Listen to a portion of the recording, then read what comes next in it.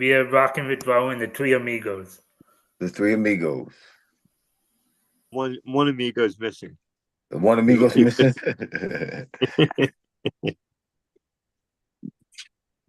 So, how what?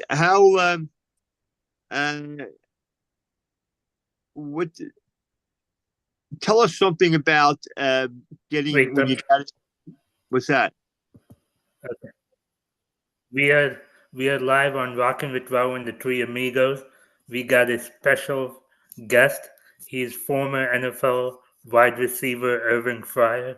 So, Mr. Fryar, can you introduce yourself to the listeners? It's me. I'm Irving Fryar. As stated, I am a former wide receiver, NFL wide receiver, 17 years, drafted in 1984 by the New England Patriots. Played there 9 years, then played 3 years in Miami with the Miami Dolphins, then 3 years with Philadelphia, with the Philadelphia Eagles. Then my last 2 years down in what was called back then the Washington Redskins. Okay. What do you like playing in the when you first got drafted in the NFL by the Patriots? How were you feeling? Oh well, first of all, the draft was way different than it is now. Right now it's a big fashion show. It's a big party. They have thousands of people that show up in whatever venue they're having the draft in, or they stage it in, and it's a big deal now. When I was drafted, it was very, very low key. It was announced, and I went on the stage and got a baseball hat from the team that I was going to be, or that I was drafted by. Shook the commissioner's hand and walked off the stage. Got back in the car and went back home. It wasn't the all the pomp and circumstance that you see going on now. But it was obviously it was a very exciting time for me. It was very something that I did not really anticipate, being the first player taken in the draft. But it was an experience that obviously changed my life. And you played for Nebraska, is that true? Yeah, I played for Nebraska. I was a wing back in Nebraska. I was a punt returner for Nebraska. So being drafted into the NFL as a wide receiver was really, like I said, a different experience for me. Because I wasn't a wide receiver. I didn't run routes like they do in the NFL now. Most of my one-on-ones were blocking linebackers and blocking defensive ends, as opposed to running down the field trying to get open against a cornerback.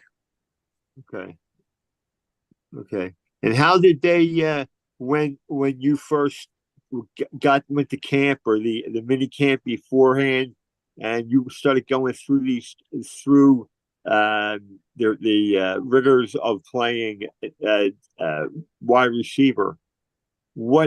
How long did it take you to get in the groove with them, the wide receiver?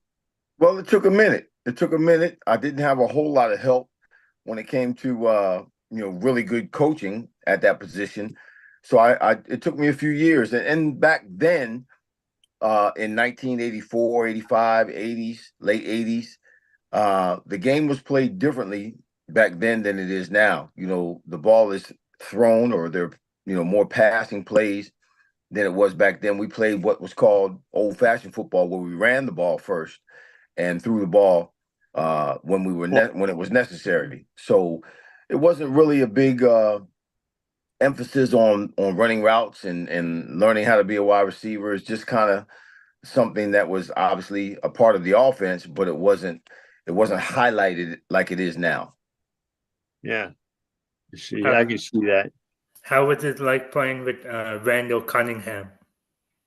Oh, I didn't play with Randall. I actually I met Randall when I was coming out of college. I was an All-American. Randall was actually an All-American when I was a senior. He was a sophomore. He was an All-American punter. I believe it was UNLV. Yeah. And so I got a chance to meet him at one of the All-American events. But no, I didn't play with Randall. He eventually went to Philadelphia, but I was with New England at the time. Now, who was the coach? Who was coaching New England at that time? Well, when I got drafted in New England, his name was Ron Myers. He was the head coach, but halfway through my first year at New England, Ron Myers got fired, and they brought in a guy by the name of Raymond Berry. Raymond Berry was a former NFL player, wide receiver, Hall of Famer, Yeah, with the Colts. And yeah. Raymond Berry came in, and he was there for maybe 3 years, I think it was. And then Rod Rust became the head coach. Then Dick McPherson became the head coach. So we had an exchange of coaches, a lot of turnover in a short period of time. So that Um, doesn't to being doesn't that it doesn't lead to being a successful team, correct? No, we weren't successful at all. We had some success my first couple of years, but after that, we weren't very good at all. Uh-huh. Mr. Farmer Fire. So all those coaches, they were before Bill Belichick. That's who the current coach is right now for England Patriots. Bill Well, Belichick. no, Belichick is gone now. Yeah, he I got believe. fired. Say again. I'm sorry. I said he got fired, but uh, never mind. I spoke out. What were you going to say? No, I was just saying Belichick's not there anymore. Actually, Belichick he's looking for a job. He doesn't have a job right now. He's been gone for a year or so.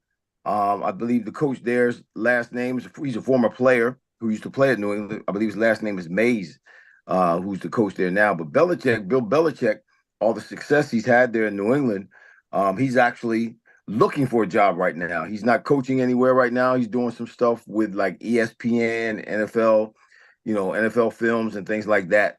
But he's not coaching right now. When you were playing for the Eagle, who was the quarterback back then when you were playing? When I played for the Eagles, the quarterbacks were Ty Detmer, Rodney Peete, Coy Detmer, and Bobby Hoeing were the quarterbacks when I was there. Did you like playing with Coy and Ty Detmer? Um, it was different because they were brothers. I had never experienced that before in my career. Two brothers being on the same team and being on my team. So yeah, it was a little bit different. They both were quarterbacks, uh, and they both were good. Ty Detmer was a Heisman Trophy winner out of BYU, and Coy was just as competitive as his brother was. So it was fun, seeing them two going out every day and competing, and the brotherhood that they had growing up together in the same house. It was a little bit of a different experience for me. And how Yeah. did you like playing for Jeffrey Lurie, the owner? It was okay. He wasn't, he didn't seem to be too involved in what the team was doing, other than bringing players in and signing them to fair contracts and making sure we had decent facilities. Being an owner. Um, but Jeffrey was, he was not necessarily a hands-on guy, but he did do what was necessary to try to put us in a position to win. Yeah. Uh, I mean, out of big- out of all the teams you played for, the Patriots, the Dolphins, the Eagles, and Commanders, who have the best fan base? Of course, the Eagles have the best fan base, man. These guys here in the Philadelphia area, they're truly, they're sports knowledgeable. That's why they're so emotional and so engaged when it comes to the sports teams, whether it's the Philadelphia Eagles, whether it's the Phillies or the Sixers or the Flyers. They're really engaged because they're knowledgeable about the sports. They have history when it comes to the sports. They invest in the sports because they go to the games. So they want they want to see results. They want their teams to win. Yeah, today was disappointment for the Phillies. They lost to the Mets. Mets are gonna go to the NLCS. So all the Phillies fans are upset today. Yeah, including all of us. Yeah, well, Red October is over quick. We got 10, we got 20 more days in October, but Red October is over. So for us, it's over. Yes. Uh, Uh,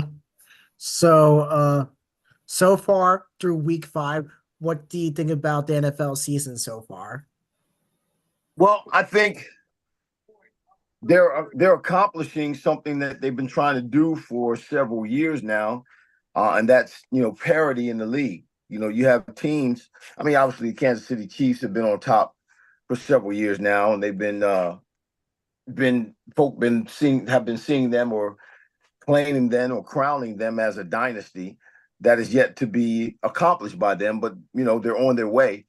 But you have teams like the Minnesota Vikings. They're 5-0. My goodness, who would have thought about that?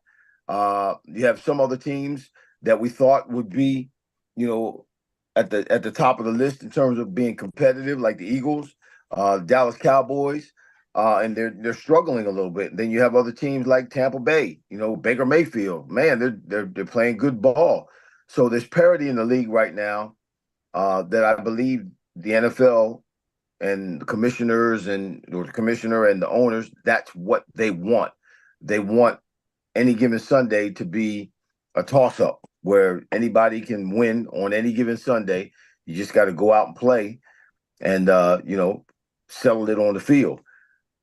So that's what I think about when I think about the NFL. That's what I see what's happening right now. And it's a good thing. It's a good thing. It's hard. It's very difficult to predict who's going to win. I know the gamblers and the bettors are pulling their hair out because, there's been a lot of upsets thus far in the first 5 weeks of the season. Teams beating other teams that you didn't think were going to win those games. And like I said, teams are on top that we didn't think were going to be on the top, and teams are struggling that we didn't think were going to struggle. Football is a fickle game, isn't it?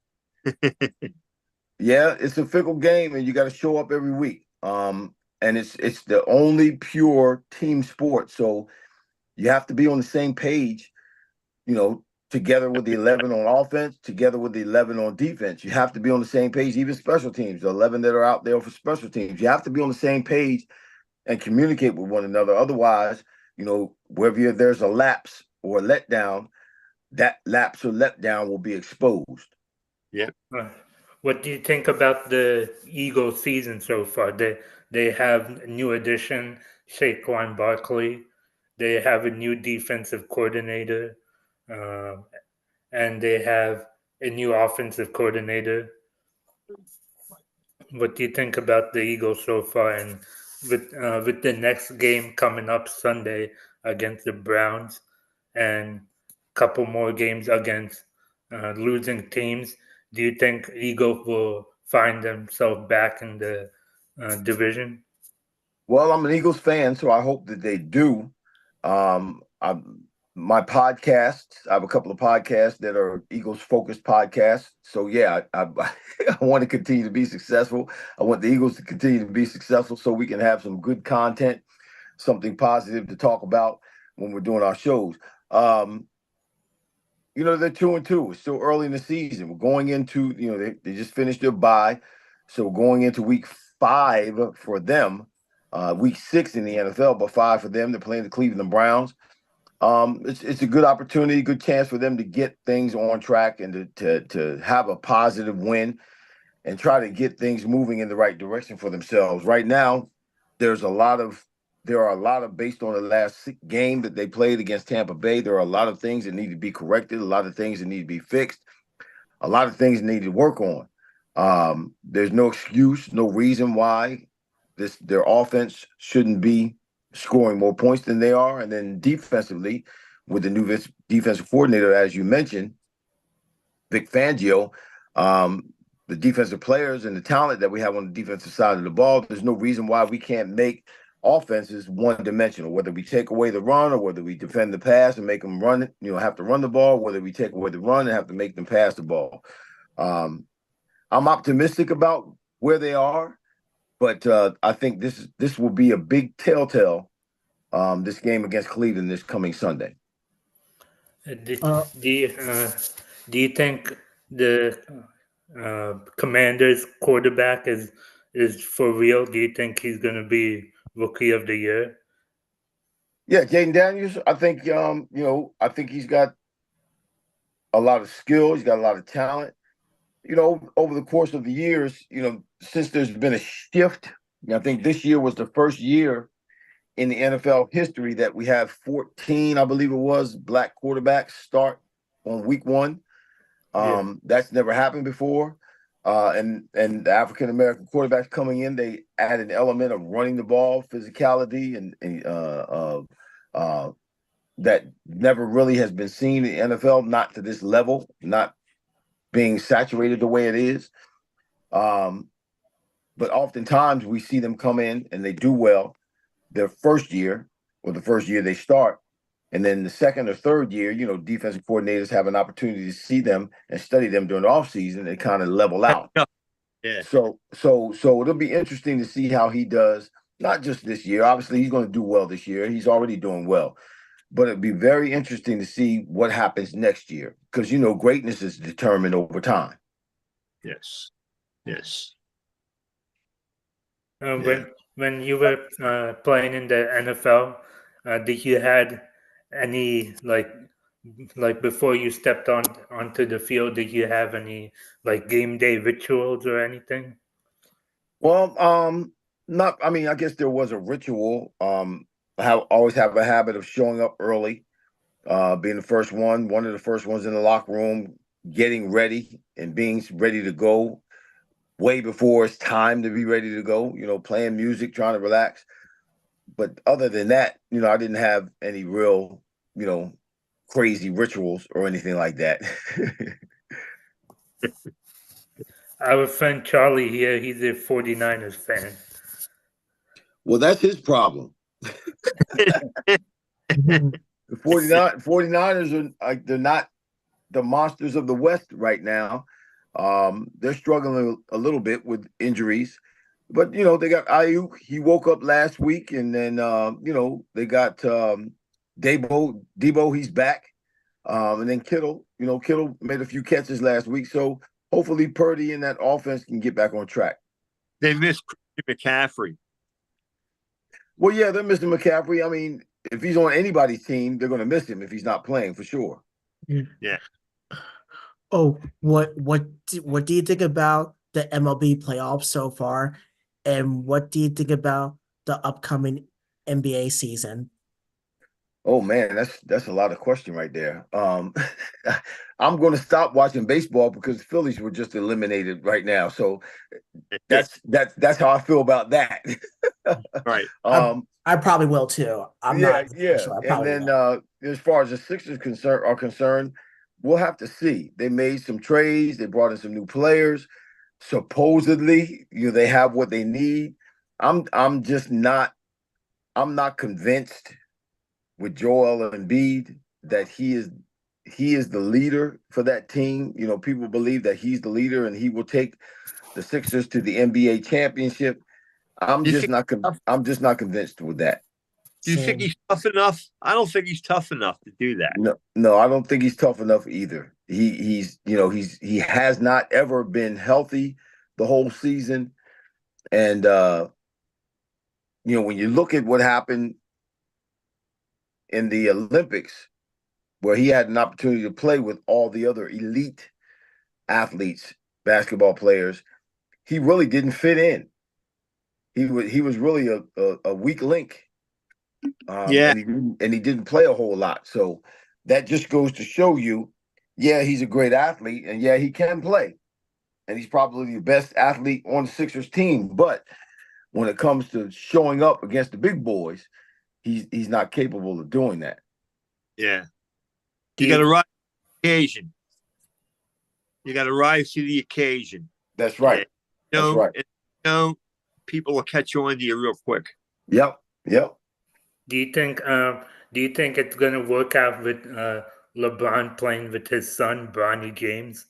Well, whether it works out or not, I think it's a beautiful thing. Having the opportunity to play with your son, professional sports, do what you do, where you made your mark, and have your son play next to you. I think that's a beautiful thing. I mean, if they don't accomplish anything as a team, they've accomplished a whole lot as a family. So I think it's beautiful. I think it's great that LeBron has been able to stand on the same court in the same uniform with his son. That is. Out of all the Philadelphia sports team, who do you think is the next Philadelphia team to win a championship? Well, I was hoping the Eagles would do that. I mean, we don't have to give up on them yet. But again, like I said, this game against the Browns will tell us a whole lot, I believe, about this team. But I believe the Eagles have the ability, or have the talent, I should say. They have the talent and the capabilities of going to the playoffs, winning in the playoffs, and getting back to the Super Bowl. Did it 2 years ago, and the team hasn't changed a whole lot. Actually, in my opinion, the team has gotten better. Better in terms of personnel offensively, better in terms of coaching defensively. So, yeah, I think the Eagles could and should be the next team to get there. Yeah. It's incredible how coaches can snatch the defeat out of the jaws of victory. Yeah. They overthink things, and but go ahead. I'm sorry. You were going to say something. No, I'm just, yeah. I mean, the coaches have the ability, like you said, in their decision making. It can be detrimental to a team. That's why, yeah, obviously it's important that you have coaches who know what they're doing, who are experienced. I mean, they all start out as novices. We all start out as novices when we're doing something, but it's important to have a coach who knows what he's doing, and the players believe in him in whatever decisions he makes. Right. Exactly. Did you like playing for Ray Rhodes when he was coaching the Eagles? Yeah, Ray and I had a great relationship. I believe then, and I still do believe, he was a great coach, one of the better coaches that I had the opportunity to play with. He was. Yeah, so yeah, I enjoyed my time with Philadelphia. I enjoyed my time playing for Ray. It's unfortunate it wasn't for longer, but while I was there, I had a great time, and I really did enjoy myself. Yeah. Right. Good. What do you want to say to the Eagles fans and the fans that support you? Just thank you. I mean, anybody who supports me, anybody who's on my side, that's cheering for me or looking out for my good. Thank you. I appreciate it. It means a lot. Fans, I've become, in the last couple of years, I've become an Eagles fan. I wasn't necessarily the Eagles fan, but because of the fans and what I've seen of the fans and my experience with the fans, I became an Eagles fan. I live in the area, just outside of Philadelphia in New Jersey, and it means a lot. It means a lot when the fans bring positive energy, when they encourage you, when they take the loss with you. If you have a loss, they suffer along right along with you, but they enjoy the victories as well. That's a Philadelphia sports fan. They suffer along with the team. Yep. And that's just something we rise to the occasion and enjoy it when our teams do well. And then when they don't do well, or if they get knocked out of the playoffs or something, it lets us all down. You know what I mean? Yeah. That's just the way we are, Yep. Love you, sports fans. Right. Mr. Fryar, would you like to tell my listeners about your podcast so they could follow your podcast?